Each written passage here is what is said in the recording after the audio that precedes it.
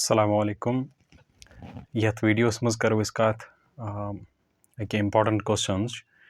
One breakdown of the USSR.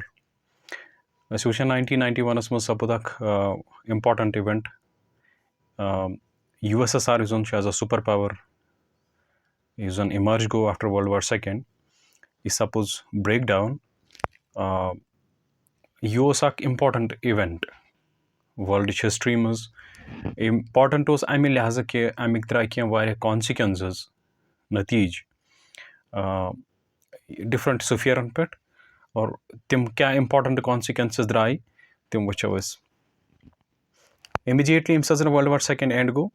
ak major transformation is in world is maz ai sai ke z superpowers ai wujud is maz gai emerge yemozan ak dominant role play kur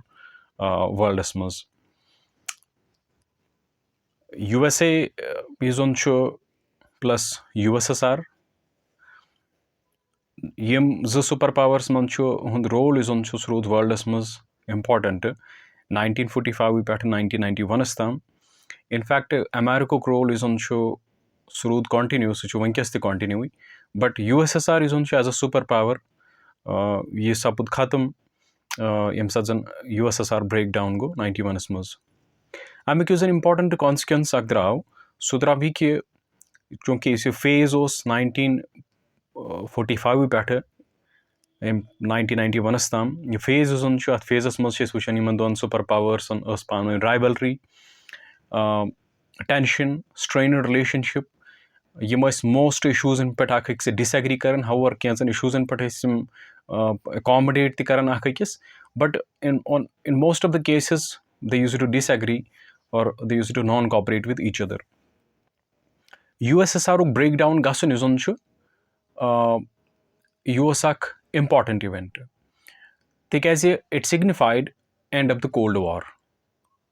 यानी एक important consequences on so से के अमुक मतलब हसगो यम सजन USSR breakdown को अमुक मतलब हसगो के USSR is on it's now no longer a superpower and ultimately it signified end of the Cold War. The usually tension was fears rivalry is in one panwanius arms race is an build गई alliances in build गई आखिक खिलाफ NATO Warsaw Pact etc. Those ultimately came into an end. However, NATO is on show, Irud continue, but Warsaw Pact is on show, so go disintegrate. Second important consequence is on show, so sikhe Daniel Bell show author is on 1989 is important influential book aklesh, however controversial as well. Imixan now show end of the ideology debate, end of the ideology. Daniel Bell chat book maz argue karan ke चूंकि ये search human history मज कि कस society better society कस ideology better ideology ये confrontation is ये evolution is यह सगो ख़त्म ये तलाश इज रादर यह सगो ख़त्म सपोज अम तरीक कि यम सा USSR ब्रेक डाउन गो इट सिग्निफाइड कि जन आइडियोलॉजी USSR सो हसा कमजोर यानी हेको नो सोशलिज्म इज यह सगो फेल हेको नो सोशलिज्म थ्रू कह सोसाइटी गवर्न कर कहें तिकाज यह यानी USSR ब्रेक डाउन गसन हसा कथ सबूत कि नसा गुड आइडियोलॉजी कह देयर फोर हसा वत अत नतीजस पे कि ह्यूमन हिस्ट्री यह हसा वस अत पॉइंटस पे कि यह आइडियोलॉजिकल सर्च कि कस आइडियोलॉजी बेटर आइडियोलॉजी कम आइडियोलॉजी थ्रू हेको सोसाइटीज गवर्न कर डिबेट यह हसा go and and in fact the breakdown of USSR signified the end of the communism and it shows that ultimately the success of the capitalism and capitalism is on rather as such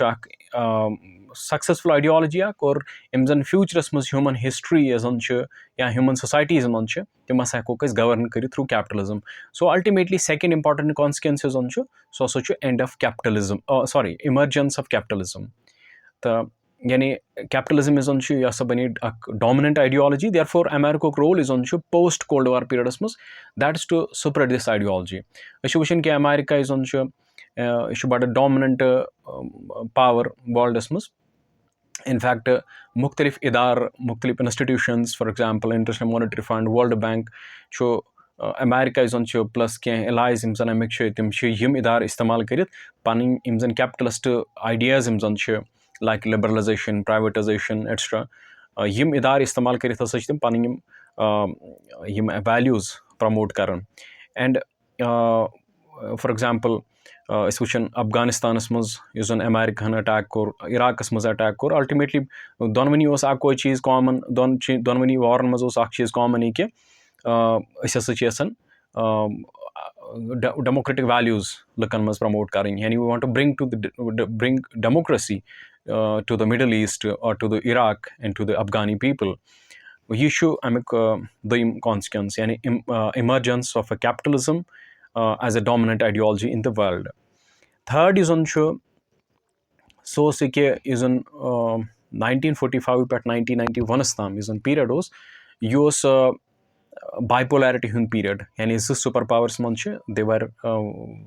influential, they were playing important roles in different issues. Bipolarity is on USSR breakdown go superpower rood yani America youth. It signified end of the bipolarity and the uh, rise of the unipolarity. Yani ako superpower rood that's the USA. So the world that is characterized by the presence of only one superpower, that's called the unipolar world. Issue America is on show. America show an important role play as a global hegemon. Yani image hegemony is on different aspect and be it structural hegemony, hard hegemony or soft hegemony, different aspect and amuk but important role play in America. Back chunki is empire build USSR, yani USSR is it used to comprise of 15 states, including Russia. Now imsati breakdown go ultimately all those 14 countries excluding Russia became independent and bani sari azad. So back important consequences so ke various countries manchi timasa ubrei world kis map aspect as a new countries. For example, Central Asian countries, Kyrgyzstan, Kazakhstan, Uzbekistan, Azerbaijan, Romania, Bulgaria, Poland, etc. Yim sari countries manche yim ubrei world kis map aspect as a new country. So later on they became the member of the United Nations as well. Countries manche tim bani emas agar tim utam cold wars dauran NATO Warsaw Pact members tim bani post cold war eras mas bani tim NATO members. And in fact is on Ukraine is mas conflict challenge, that's also on this issue chunki Ukraine is on that was also part of the USSR. Ukraine is on that wishes that it should become the member of the NATO, but Russia is on it is resisting it. Therefore ये major reason आके Ukraine Russia conflict कथ चीज़स पट छो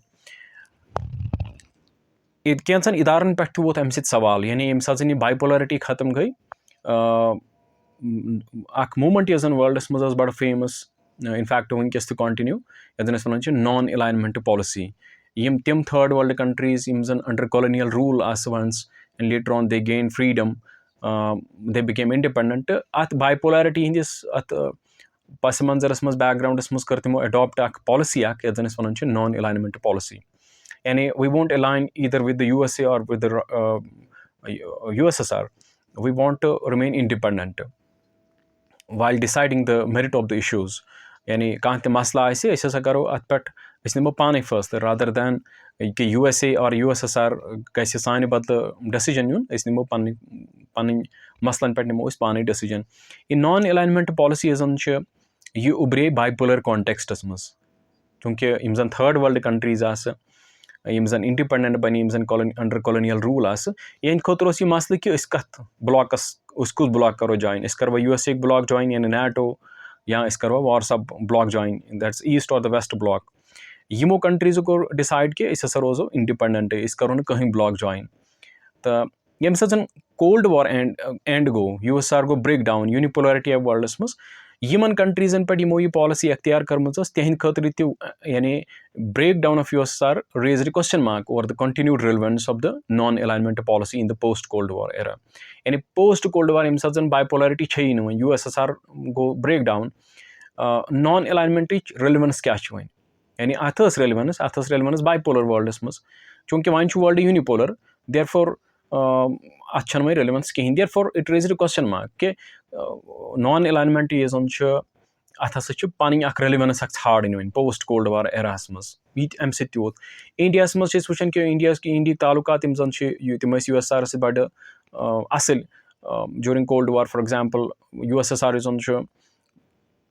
तम USSR India major defence supplier during cold war era post cold war एरास मज वुचान कि फ्रांस इनफैक्ट Israel यह major defence supplier to the India या एड तरन India from USSR that also stopped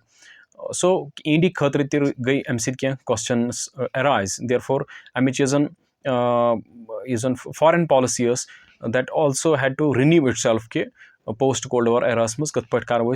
मतलब ाड़ो नव वथ यम जन रशिया या जन कम्युनिस्ट कंट्रीज जन अंडर USSR तम कत पे हेकन पन रेलेवेंस छाड़ित बे या तम कत पे हेको तालुकात ठीक कर जन पोस्ट कोल्ड वार कंट्रीज तिहन इकॉनमीज जन तिमन मज आई तब्दीली थोड़ा तब्दीली आई अमे रंग कि तिहज इकनॉमिक ओरिएंटेशन चूंकि तम mostly dependent on the aid from USSR या फॉर एग्जांपल तिमन सब्सिडीज मिलन फूड सब्सिडी तिमन ट्रेड सब्सिडीज मिलन फ्राम USSR गो तिहज सब्सिडीज या रिलैक्सेशन तम सारे गई खत्म और पोस्ट कोल्ड वार एरास मज तिहंद खतर मेजर जन ट्रांसफॉर्मेशन वुचान सो कि यहज इकॉनमीज मज तम सपदे तम गई तब्दील तो रशिया यम जन USSR ब्रेक डाउन गो रशिया सह बने successor state USSR and in fact यम जन न्यूक्लियर वेपन्स USSR डेवलप कर्मित तमिच कस्टडी सह मिली रशिया एंड इनफैक्ट यम जन वीटो पावर USSR सिक्योरिटी काउंसिलस मज सो मेंबरशिप सह मिले रशिया तो थैंक यू